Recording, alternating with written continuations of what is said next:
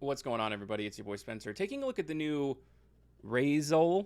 I don't know what it's actually going to be called, but the new rank 4 archetype. If you follow this YouTube channel at all, you know that it's in my little YouTube logo too. I love rank 4 and level 4 monsters. It's my favorite part of the game. So when this was announced, I was a little bullish on it at first. I'm not going to lie. And there are some weaknesses to it, obviously. But I'll talk about it here. But I guess what my main point is, it's a lot better than when I'd given it credit for when I first looked at it. So while I didn't explicitly say it like on another YouTube video, I definitely thought this was not very good. But the reality is that this deck is actually kind of insane. At least like what it represents, like as a supplemental rank 4 engine. I do run the Utopia package with this, and I'll obviously showcase that here in the video. You can go into Abyss Dweller too. Maybe that's better. I just really like Constellar Diamond. I think it looks cool. Another thing that's important. So this card says when your opponent activates a card or effect. See, I'm not really sure, but I was going to activate the... Every time your opponent activates a card, you get to pop a card on the field by detaching a material. Every single time. So if you have 500 materials underneath this, you can activate this 500 times a turn. I thought like when you activate a chicken game, you should be able to activate this too. I don't know. It seems like an effect. If maybe I'm wrong. But that's like one interaction I guess that was worth mentioning. Or maybe it's a glitch. I'm not sure. Tons of other like small things. So the cool thing here is that he cannot activate Branded Fusion to send from deck because of Constellar Diamond. So that does work out. Tons of cards do send, like your opponent can't Beatrice you, obviously, if you have Constellar Diamond out. It's kind of important too. This card's super duper important. The trap card lets you pop cards equal to the number of Raizeol. I'm not sure if I'm even saying that right. I like to call this Raiza. I hope it's called Raiza. But this is face-up cards. This card, that's like one of the really important things. And I'll show that in another video. And like I think actually just in just a second. So another thing that's really important that I didn't really get a chance to talk about is this myriad logic aggregator. So when it's sent to the graveyard, it negates a face-up card. It's actually not just a monster. It targets and negates a face-up card. So you can get really creative in the way that you chain this. And I'll definitely show that in one of the other duels. But one thing that's super important to note, it doesn't trigger when it's sent to the graveyard immediately. So what you would do... Like, when you activate the effect to pop something in the detach, you don't get to pop a card and then in the same chain negate a card. It's the next chain, so you have to really think that through. And that was what my problem was here. That's why I popped the chicken game when I really shouldn't have. He's going to go for Fallen of Albaz. I'm going to activate Ghost Ogre just because Fallen of Albaz has to use itself. And this is where I was... This is where this comes up. So, this is when I first started playing the deck, and I thought this just popped cards. It's face up cards. I wanted to pop this face down, but this he's going to trigger something, so I get to pop this anyways, so it doesn't really matter. I'm going to showcase again. I think this one's also against Albaz. You can see here that these cards actually don't look very good in my hand, but they are discard fodder, and that's one of the weaknesses of Raizeol is that they have no graveyard effects at all, and they do require you to send cards to the graveyard, so that is kind of a more interesting aspect to it. But the engine by itself is incredible. I actually don't think I would play this one necessarily. The circle one, I don't was probably the best way to describe it. He does go for Forbidden Droplets. You're running 12 hand traps plus 3 Kashtira Fenrir. So tons of going second tools. You're almost always going to see at least one hand trap. But important, this can't be affected by Forbidden Droplets, Dark Rule No More. And even more importantly, you still have this aggregator, so you can still use it. So that's really cool. Like, you know, when your opponent activates a card, you can chain this. You're obviously not going to be able to pop a card, but you can still negate a face-up card. I'm going to pop those two. I feel like he could have gone into a Synchro, and that's why I was doing this. So why would I pop the Branded Fusion? Is because I know when that card comes out, he's going to try to, you know, fusion some with Albion. So you can technically do it. I'm obviously going to go into Constellar Diamond, and that was kind of cool. So, Branded in red requires you to fusion summon, or at least the good effect. So if I get rid of the other card that he can fusion summon with, his Brandon in red is going to fizzle. This card's really good. Like, it's actually quite incredible.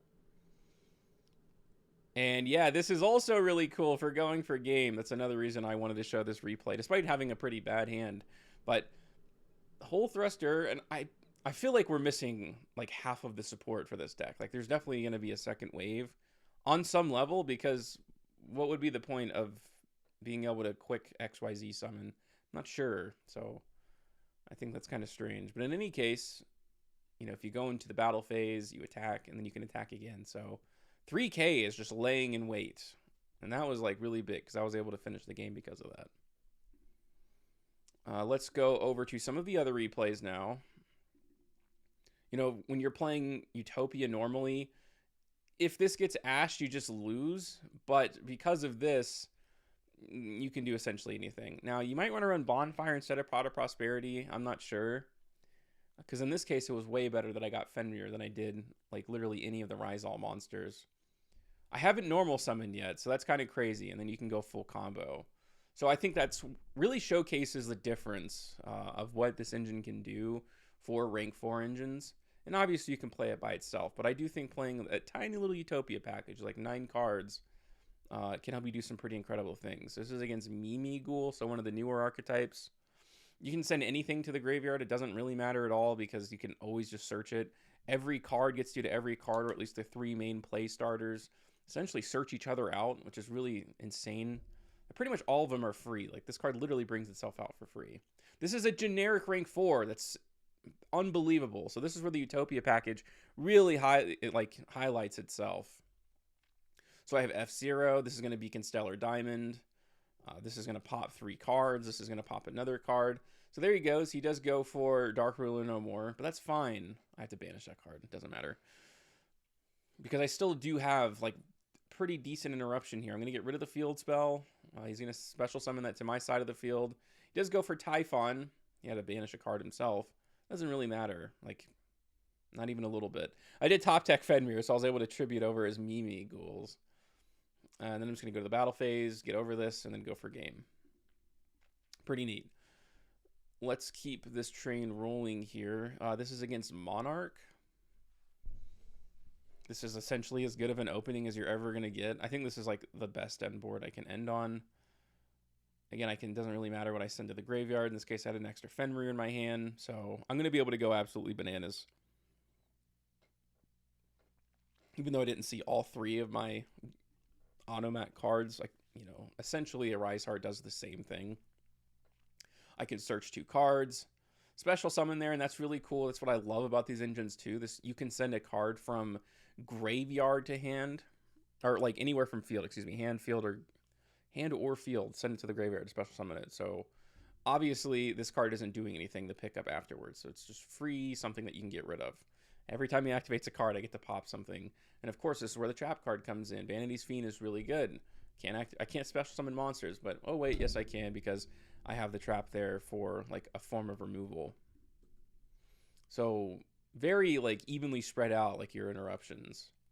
You don't have any spell and trap negates. Now I know you can essentially go through the, I'm trying to think of it, Galaxy Eyes, excuse me. There's a Photon XYZ monster, and there's a trap that essentially lets you cheat out Hope Harbinger. But, you know, Fenrir is just really good to be able to do that. But I don't know. I just feel like it's not really a card you want to see in your opening hand. I'd rather see more good cards. I think this has a battle phase effect, but it doesn't do anything. It was just, I don't know. I guess you might as well activate it. You never know. I can't do anything. You activated Wabaku, I think that's what it's called. Yes. Amazing. So I'm going to pop those 2 cards, the Paleos. This is an interesting interaction. Abyss Driller doesn't let your opponent activate card effects in the graveyard. So this targets something, a trap in the graveyard, and then lets you draw it, I guess. Like draw cards equal to the difference. But does that not count as activating something in the graveyard? Even though transaction rollback technically wasn't in the graveyard when it was activated, but the card it's targeting is in the graveyard. I don't know. I thought that was a really weird interaction. I thought that might work, but I guess it kind of makes sense why it doesn't. I'm still going to be able to pop a bunch of cards here. I can go for Ghost Ogre. Everyone goes for Typhon. It's like the only card people play. This doesn't do anything, right? Like, it doesn't matter. He top decks a Destruction Daruma Karma, so that must be nice. I'm going to go ahead and essentially force this out so that I can go into the second main phase and finish things off here. So there he goes. He does get to set reasoning. I just need to find a way to get rid of it. And of course, that's the fun part about rank 4s, is that there's a tool for everything. Removal of any kind. You know, Castel's great. Tornado Dragon, Abyss Dweller. Such a fun like card pool to like, you know, use from or pull from. I can go ahead and just flip these and, you know, finish this out. He has another one of these in hand, but, you know, he obviously can't. He doesn't have any traps, so he's not going to be able to activate anything. So very fun. I'm just going to showcase a few more. This is against Sky Striker. I actually had a really good out. I have 2 hand traps. Again, this card's like kind of lame to see in your hand, but then again, it's just discard fodder at the end of the day. So it kind of works out too. Now you could play Performages, and that's something that I want to experiment with just a little bit more in the future.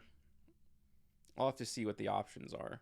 I'm going to go ahead and negate this. So that way, even if this, you know, the duel doesn't end on this turn, he's not going to be able to set anything again. And I thought he was going to go for the end phase Shizuku shuffle with Widow Anchor, but I did have Ghost Ogre for it. So that's why I didn't use the imperm, because I figured that's what he was going to do. But he's totally screwed. I mean, from the perspective of a rank 4 engine where it's normally like you get impermed and you lose a lot of the time, like this kind of showcases a different perspective on that, and showcases why these cards are a lot better than I first thought. Again, like the follow-up is not good because nothing really, you know, comes from the graveyard. And that's where I think there's going to be like one Raizeol monster that has an effect when it's discarded or sent to the graveyard. And I also love this just because, you know, I'm not so dependent on the automat stuff anymore. Like, really, like, stands on its own, obviously. My opponent did Nibiru me. This is also an important interaction. So this card, you can normally, like, send something from field to graveyard, but I don't think you can technically send a token to the graveyard, so I did have to send this. So that kind of sucked. But I am going to be able to at least go into here. So after I got nibbed, now, it's not perfect, but I do get to do quite a bit. I'm not sure why he doesn't just go to the battle phase. He's kind of helping me out, and then I did send this to the graveyard, so this is negated. He's going to go for a double Phantom of Yubel, and this is where the rank engine, you know, the rank 4 engine really comes into play. You know, I just go ahead and add that, and again, it could be Bonfire, so maybe it's just better to play Bonfire. I'm going to go into Zeus. He can negate it once, but I'm going to go ahead and activate Zeus again, just to get rid of all of those. So I just have to find one more out to a weird monster and then hope he doesn't top deck anything. This is a little bit of follow-up, so that's pretty cool. Castel can just shuffle that back. So like tons of non-form of removal here in the deck. And you'll see here that I do top deck the Onomat card. I'm going to go ahead and normal summon. It is imperm, but you know, Gaga Coat can special summon itself from the hand, so that's pretty neat. So that is my first impressions, my first kind of gameplay run through. You have to thread the needle a lot in this deck. That's like a big part of it. Certain things lock you into certain things, so you have to really think forward, and some require only level 4 monsters to be on the field. So sometimes you may have to use Onomata Pickup in certain ways to make sure that all of your effects go through. But it's very rewarding. It's really cool. Like, this is so exciting. And I can't believe that I was like kind of bullish on this at first, but being locked into rank 4s isn't half as bad as I thought, simply because the in-archetype rank 4s are that good. Like, it makes that much of a difference. Let me know what you guys think about this in the comment section down below. Other than that, that's going to do it for today's video, and I will see you guys next time.